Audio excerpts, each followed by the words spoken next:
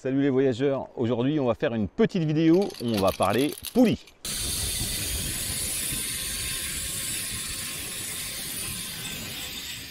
Et c'est encore une fois à Charquemont sur cette très belle Via Ferrata qu'on se retrouve. Charquemont a l'avantage d'avoir une tyrolienne relativement longue, ce qui va nous permettre de faire un test avec différents types de poulies. Je surfe beaucoup sur les réseaux sociaux et sur les forums et la question qui revient le plus fréquemment concernant la Via Ferrata, c'est la question quel type de poulie il faut utiliser. Est-ce qu'il faut utiliser une speed? Est-ce qu'il faut utiliser une non-speed? Est-ce qu'il faut utiliser une imperdable? Déjà, on va essayer de voir de quoi on parle. La poulie double, c'est une poulie qui a deux rayas, c'est-à-dire deux roulettes qui vont tourner sur le câble, en opposition aux poulies simples qui vont servir à faire des mouflages ou à faire des treuillages qu'on peut retrouver dans la spéléo, sur les travaux acrobatiques et ce genre de choses. Globalement, sur le marché, il existe deux types de poulies. Les poulies traditionnelles, comme la poulie tandem speed, sur lequel vous avez un mousqueton qui vient se clipser sur la partie basse de la poulie, et les poulies dites imperdables où le mousqueton est intégré et vous avez juste à venir coiffer le câble. L'imperdable, grâce au mousqueton, hop, se clipse directement dessus, il n'y a pas d'autre action. La poulie classique est à prendre, à coiffer sur le câble et à venir accrocher. On se débrouille pour avoir la virole si vous en avez une vers le bas. Si vous avez un mousqueton triac, c'est très bien aussi. Et ce qu'il est important de regarder quand vous avez besoin d'acheter votre poulie, c'est la vitesse, si elle est speed ou pas, tout simplement. Et pour ça, il y a le rendement et la vitesse. De l'un découle l'autre. Le rendement, c'est la capacité de la réa à restituer l'énergie qui lui est fournie. C'est-à-dire que quand vous allez partir en tyrolienne, eh bien, vous allez glisser sur le câble et s'il y a trop de frottement, l'énergie est mal restituée, donc le rendement est bas. Et en général, on n'arrive pas au bout de la tyrolienne. C'est le cas pour les poulies qui sont aux alentours de 10 mètres secondes. La poulie tandem câble, celle qui est jaune comme ça, qui est faite pour travailler sur un câble, elle avance à 10 mètres secondes. Et quand le rendement est très bon, celle-ci est à 90 par exemple, eh bien on coulisse bien sur le câble et dans ce cas-là, on va aller jusqu'au bout de la tyrolienne avec une vitesse qui en général aussi entre 15 et 25 mètres secondes. C'est la grise chez Petzl. Chez d'autres marques, elle aura une autre couleur. Bien faire attention au moment où vous l'achetez. La poulie speed, elle avance à 20 mètres secondes. C'est-à-dire que au lieu d'avoir des ailettes, l'AREA, elle est sur un véritable roulement à billes. Mais d'autres marques font des équivalences. Alors chez Petzl, on a ce genre de poulie qu'on va beaucoup retrouver dans les parcs acrobatiques, qui s'appelle la Petzl Track, qui est dite imperdable. Et chez les autres, on a chez Camp une poulie imperdable qui est également à 20 mètres secondes. Chez Kong, on a la Zip Evo qui, elle, est à 15 mètres secondes. On va regarder ce que ça donne sur le test pour voir si on arrive jusqu'au bout de la tyrolienne. Et puis Climbing Technology a la Fox, la Renard, toujours dans l'esprit imperdable. On va voir ce que ça donne parce que elle est toute nouvelle, je ne l'ai jamais essayée. Et pour ceux qui aiment les mathématiques, un petit calcul rapide, 10 mètres secondes, ça fait 36 km/h, 20 mètres secondes, ça fait 72 km/h. Alors rassurez-vous, en tyrolienne, vous n'irez jamais à ces vitesses-là. J'ai fait un petit calcul, la tyrolienne de Charquemont fait entre 60 et 70 mètres. Il faut environ 14 secondes pour réaliser cette tyrolienne, ce qui nous donne une vitesse approximative de 15 à 18 km/h suivant les erreurs de calcul. Je vous l'ai déjà dit, pour pouvoir mettre une poulie, on va essayer d'utiliser une longe suffisamment courte que l'on va mettre en tête d'alouette sur son baudrier.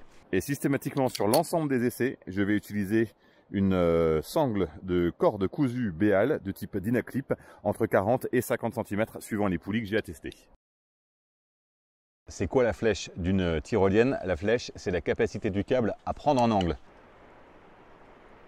Quand on va mettre sa poulie dessus, on va créer une petite force et on va voir qu'il y a un angle qui se forme. Cet angle, il va vous permettre de prendre pas mal de vitesse parce que l'inclinaison du câble au début est plutôt importante et au fur et à mesure de votre descente, eh bien, vous allez profiter de cette vitesse pour à la fin remonter sur un câble qui a l'inclinaison inverse. Cette flèche en France, elle est globalement calculée pour fonctionner avec une poulie de type tandem speed. C'est la grande majorité. Il y a plus beaucoup de tyroliennes qui demandent autre chose que celle-ci. Et la première tyrolienne de cette série de tests, je vais la faire avec une Petzl, la Tandem Speed. Je la connais sur ce parcours, j'ai déjà réalisé cette tyrolienne plusieurs fois avec, je sais que j'arrive au bout sans aucun problème.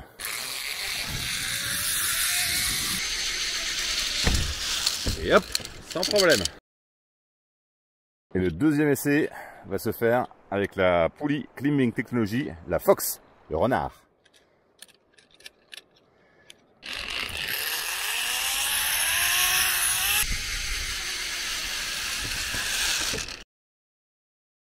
Et le troisième essai va être effectué avec une poulie Petzl tandem câble, c'est-à-dire la non-speed. Théoriquement, 10 mètres par seconde d'après les données constructeurs. Elle est faite pour aller sur des câbles jusqu'à 13 mm. Et quand on enclenche là déjà, on voit que ça coince un peu. Avec cette poulie, je ne suis pas censé arriver au bout de la tiro.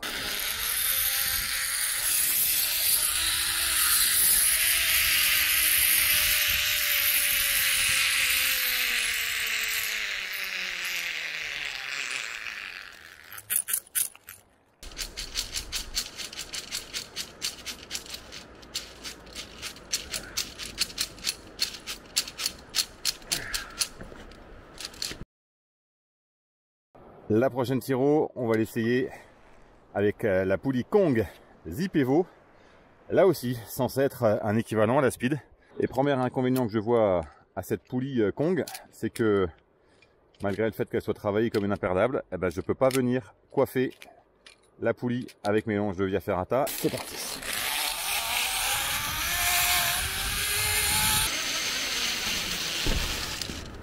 Alors, j'arrive au bout. Mais pas aussi rapidement qu'avec les autres.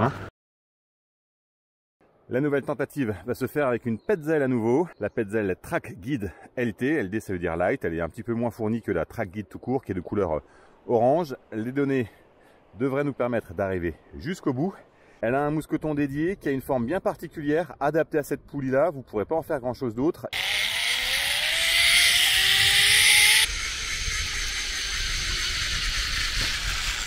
Et jusqu'au bout. Alors pour le coup, petit inconvénient sur cette poulie, surtout sur son mousqueton, il ne permet pas de s'accrocher facilement au porte-matériel du baudrier, donc il faut y rajouter un autre mousqueton. C'est peut-être un peu dommage. Par contre, de base, elle est fournie avec un petit adaptateur ici que l'on vient clipser sur la ceinture du baudrier et qui permet d'être clipsé dessus quand on n'a pas besoin de s'en servir. Je pense que c'est ce qu'ils utilisent essentiellement dans les parcs aventures. Nouveau test avec une poulie traditionnelle, une Duetto de chez Climbing Technology.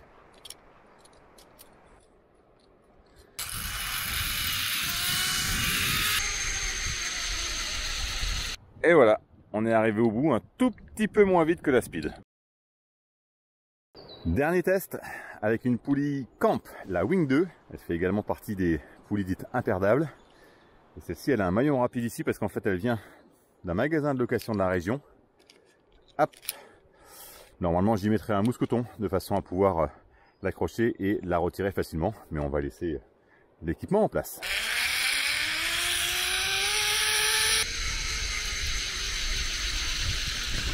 Et voilà.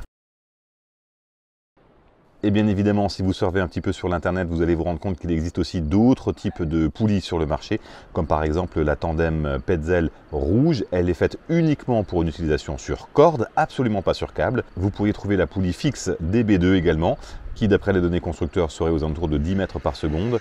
La Transfer Twin B de chez Béal est également disponible. Elle serait dite speed à 15 mètres par seconde, ou encore la Kong Fast Panir qui elle aussi est donnée à 15 mètres seconde. On a vu toutes celles qui permettent d'arriver jusqu'au bout parce qu'elles ont le type speed, mais celles que je préfère, c'est quand même les poulies dites classiques, donc celles qui ne sont pas imperdables. Et petite préférence pour la speed, qui est la seule qui nous donnait vraiment un bel élan jusqu'au bout, même si la Duetto, dans la même catégorie, nous permettait également d'arriver jusqu'à la plateforme. Celle-ci, j'ai l'impression, avait un glissement qui était un petit peu meilleur. Et hop, sans problème.